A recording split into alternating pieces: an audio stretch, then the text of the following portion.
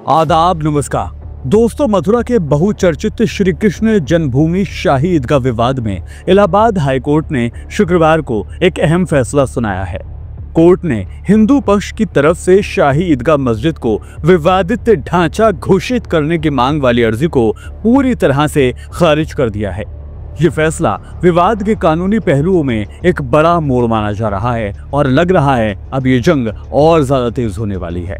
चलिए अब तफसील से आपको बताते हैं कि हिंदू पक्ष की मांग इस अर्जी के जरिए क्या थी। असल में यह अर्जी सूट नंबर 13 के तहत वकील महेंद्र प्रताप सिंह के जरिए दायर की गई थी, जो श्री कृष्ण जन्मभूमि ट्रस्ट की तरफ से मुकदमे में पेश हो रहे हैं। उन्होंने कोर्ट से इस बात का अनुरोध किया था कि आगे की सुनवाई के दरमियान शाही ईदगाह मस्जिद की जगह पर विवादित ढांचा लफ्ज का इस्तेमाल किया जाए। उनकी ये दलील थी कि मस्जिद उस जमीन पर बनी हुई है जो असल में श्री कृष्ण का जन्म स्थान है और इस मस्जिद का निर्माण ऐतिहासिक रूप से विवादास्पद रहा है। इस प्रार्थना पत्र पर मुस्लिम पक्ष की तरफ से भी सख्त मुखालफत दर्ज कराई गई थी। मुस्लिम पक्ष का ये साफ कहना था कि मस्जिद एक वैध धार्मिक जगह है और उसे विवादित घोषित करना न्याय प्रक्रिया को पूरी तरह से प्रभावित कर सकता है। जिसके बाद जस्टिस राम मनोहर नारायण मिश्रा की एकल पीठ ने मुस्लिम पक्ष की दलीलों को सही मानते हुए एप्लीकेशन A44 को खारिज कर दिया। कोर्ट ने यह साफ कहा कि अभी विवाद का आखिरी निपटारा नहीं हुआ है और इसीलिए किसी पक्ष के अनुरोध पर जगह की परिभाषा में इस तरह का बदलाव कबूल नहीं किया जा सकता। इस फैसले के बाद हिंदू पक्ष ने इसे चैलेंज देने तक का ऐलान कर दिया है। हिंदू पक्ष के वकील महेंद्र प्रताप सिंह ने मीडिया से बातचीत में कहा है कि हम हाईकोर्ट के आदेश की डिटेल्ड कॉपी का अध्ययन करेंगे और फिर सुप्रीम कोर्ट का रुख भी करेंगे। हमारा भरोसा है कि हमें वहां इंसाफ जरूर मिलेगा। तो दोस्तों, अब ये जंग और ज्यादा तेज होती हुई नजर आ रही है। इस पूरे विवाद को आसानी से समझें तो ये विवाद मथुरा के श्री कृष्ण जन्म स्थान और शाही ईदगाह मस्जिद के बीच जमीन के मालिकाना हक को लेकर है।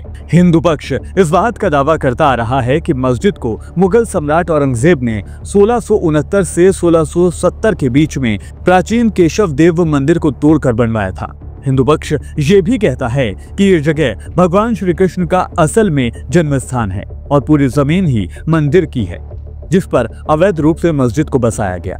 वहीं मुस्लिम पक्ष इस दावे को सिरे से खारिज करता है।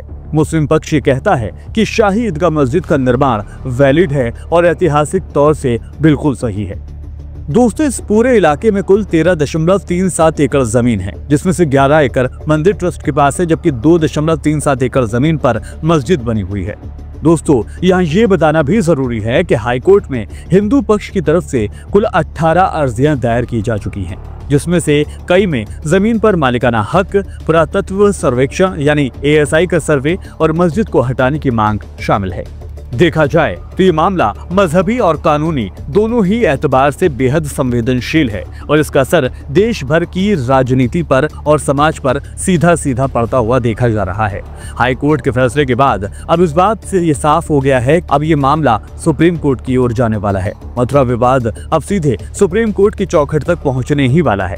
अब ये देखना दिलचस्प होगा कि देश की सबसे बड़ी अदालत इस ऐतिहासिक और संवेदनशील मामले में क्या रुख अपनाती है। क्या इस बार भी मस्जिद एक बार फिर से भेंट चढ़ जाएगी?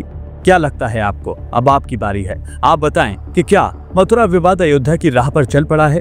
क्या एक और ऐतिहासिक फैसले की भूमिका बनती हुई नजर आ रही है? क्या कहना है आपका? आप नीचे कमेंट के जरिए बता सकते हैं। चलते चलते आपसे गुजारिश है कि वीडियो पसंद आया है तो वीडियो को लाइक कीजिएगा, शेयर कीजिएगा और हमारे चैनल को सब्सक्राइब जरूर कीजिएगा। फिर होगी मुलाकात। नमस्कार।